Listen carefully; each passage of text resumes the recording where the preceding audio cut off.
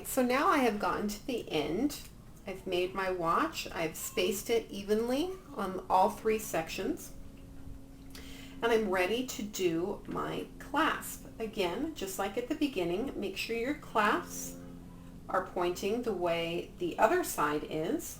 So I have a clasp, my flower separator, and my next clasp. Now you don't have to tie your knot at the end. You can tie it in the middle of your watch. I like to tie my knots somewhere where I can hide the knot. So for instance, on this watch, I have my knot hidden inside this bead.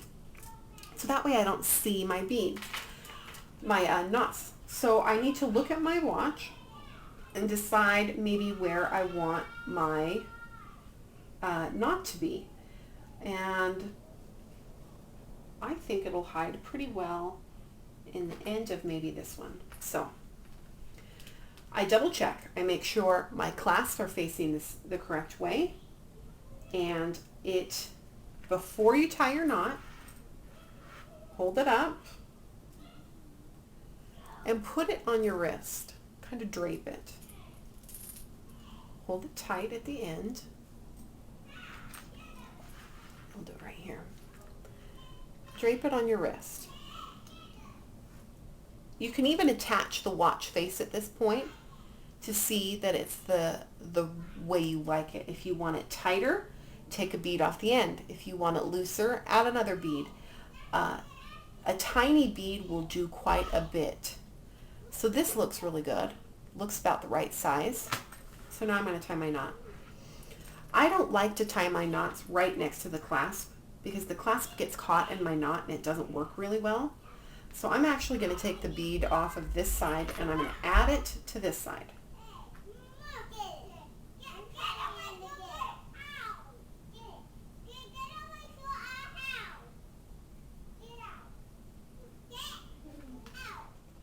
Sorry, I had to go yell at some kids. Anyway, what was I saying? Okay, so I'm moving this back onto the other side. So you see here, I have my clasps and this other bead over here. That way, I'm not tying my knot right next to the clasps. Like I said, your knot kind of gets all caught up. You'll find that when you do it. All right, so I'm going to use my son's scouting skills, and I'm going to tie a double knot. Right over left, left over right. So right over left and under. Tie that tight. And left over right.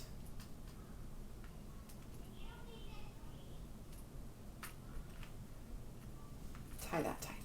Now tie it really tight. Pull hard. All right. Now if you give it a pull and it comes out, try it again. Sometimes it's just that you didn't tie it tight enough. Sometimes it's that you tied your knot wrong.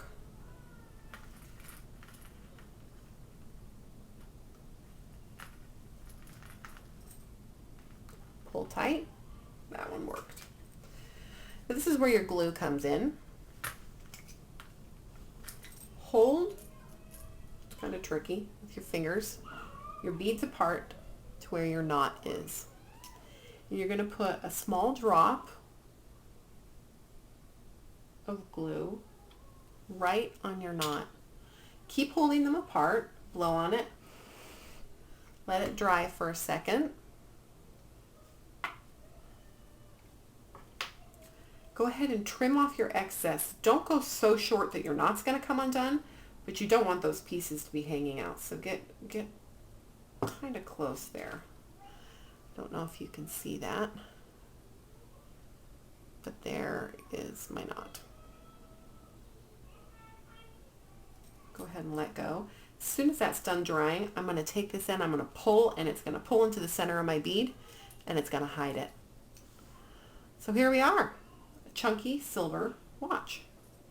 I can attach my face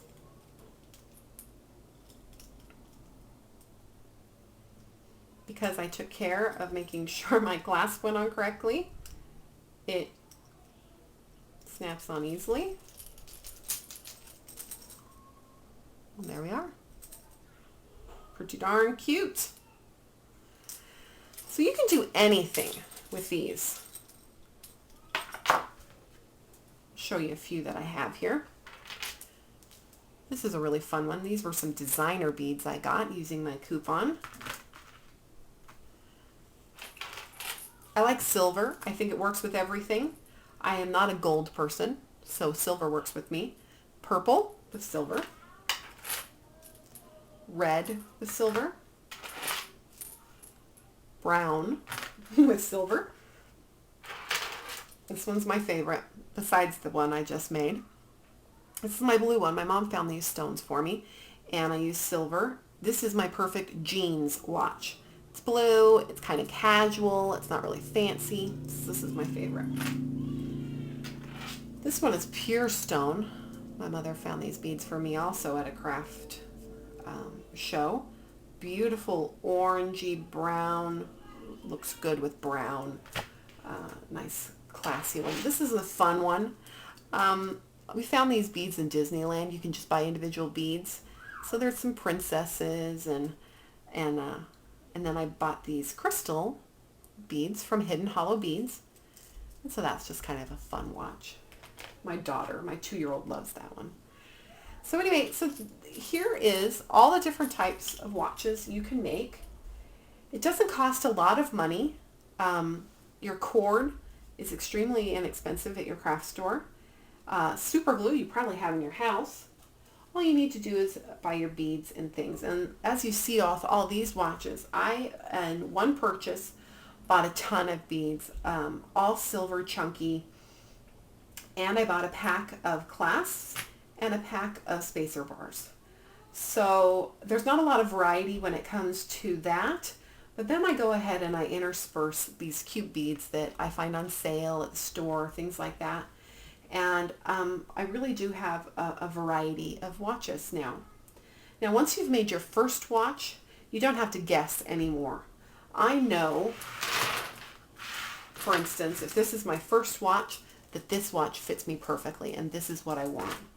Every watch I make from here on, I set this above it, I lay my beads out, I start stringing, and I know exactly how long I need that watch to be for me.